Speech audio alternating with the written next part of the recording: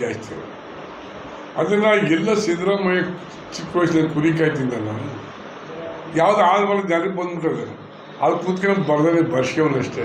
ಇಲ್ಲೇನು ವೈಜ್ಞಾನಿಕ ಯಾವುದೂ ಇಲ್ಲ. ಅದನ್ನು ಮಾಡ್ಬೇಕು. ನೀವು ಆದ್ಮೇಲೆ ಹೇಳಿ ಬರ್ಸ್ಯವನಿಂದಲೇ ಹೇಳ್ಬೇಕು. ನಾನು ಹೇಳ್ದಂತ ಹೇಳು, ಅದೇನು ಕೆಡ್ಕೊಳ್ಳಿ. ಇದರಲ್ಲಿ ಯಾವುದೇ ವೈಜ್ಞಾನಿಕವಾದಿಲ್ಲ, ಯಾರ ಮೇಲೆ ಯಾರೂ ಹೋಗಿಲ್ಲ. ಈಗ ಕುರುಬರು 44 ಲಕ್ಷ ಅಂತ ಹೇಳ್ತಾರೆ. ಅದರಲ್ಲಿ ಎಷ್ಟು ಲಕ್ಷ ಜನ ಎಷ್ಟಿಗೆ ಹೋಗಿದ್ದಾರೆ? ಕಾಡು ಕುರುಬ ಎಲ್ಲಿಗೆ ಹೋಗ್ತಾರ್ರಿ? S T. ಜೇನು ಕುರುಬ ಎಲ್ಲಿ ಹೋಗ್ತಾರ್ರಿ? S T. ಗೊಂಡ ಎಲ್ಲಿಗೆ ಹೋಗ್ತಾರ್ರಿ? S T.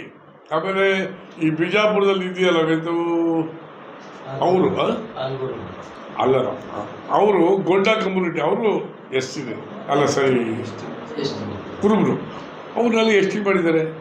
ಸುಮಾರು 10 ರಿಂದ 12 ಲಕ್ಷ ಜನ ಎಸ್ ಟಿ, 15 ಲಕ್ಷ ಜನವೇ ಆಗಿದ್ದಾರೆ. ಎಸ್ ಟಿಗೆ ಹಾಕಿ 44 ಲಕ್ಷ ಅಂತ ತೋರಿಸ್ತಾರೆ. ತಪ್ಪಲ್ವೇನ್ರಿ?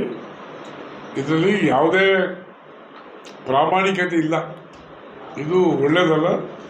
ಕೂಡಲೇ ವಿತ್ಡ್ರಾ ಮಾಡಬೇಕು. ಆ್ಯಂಡ್ ಮೋರ್ ಓವರು ನಮ್ಮ ರಾಷ್ಟ್ರ ಪ್ರಜಾತಂತ್ರ ವ್ಯವಸ್ಥೆಯಲ್ಲಿ ಜಾತ್ಯಂತರ ರಾಷ್ಟ್ರ. ಜಾತಿ ಸಮೀಕ್ಷೆ ಯಾರಿಗೂ ಯಾವನಿಗೆ ಬೇಕು? ಜಾತಿ ಸಮೀಕ್ಷೆ ನೀವು ಮಾಡ್ತಾರೆ. ಕೇಂದ್ರ ಸರ್ಕಾರ ಪತ್ರ ಬರೀರಿ, ಆ ಸಮೀಕ್ಷೆ ಮಾಡಿಕೊಡ್ತಾರೆ. ಜಾತಿ ಸಮೀಕ್ಷೆ ಆಗಬೇಕು. ನಿಮಗೆ ಏನು ರಾಜಕೀಯ ಆಗಬೇಕು. 34 ಲಕ್ಷ ಕೋಟಿ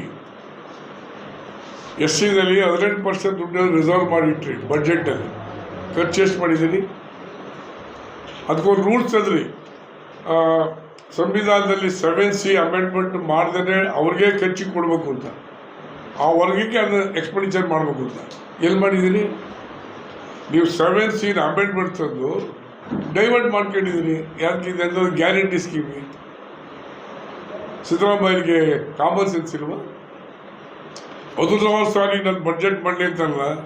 ಏನು ಬಡ್ಜೆಟ್ ಮಾಡಲಿ ಮೇಡಮ್? ಬಡ್ಜೆಟ್ ರೈತರಿಗೆ ಏನು ಕೊಡುಗೆ ಕೊಟ್ಟವ್ರೆ? ಕಾರ್ಮಿಕರಿಗೆ ಏನು ಕೊಟ್ಟಿದ್ದಾರೆ? ಏನು ಹೊಸ ಸ್ಕೀಮ್ ಕೊಟ್ಟಿದ್ದಾರೆ? ಎಲ್ಲ ಗುಂಡಿ ಆಂಜನೇಯ ಗ್ಯಾರಂಟಿ ಇಟ್ಕೊಂಡು ಅಳಾಡ್ಸಕ್ಕೆ ಕೂತವ್ರೆ. ಹೇಳಿ.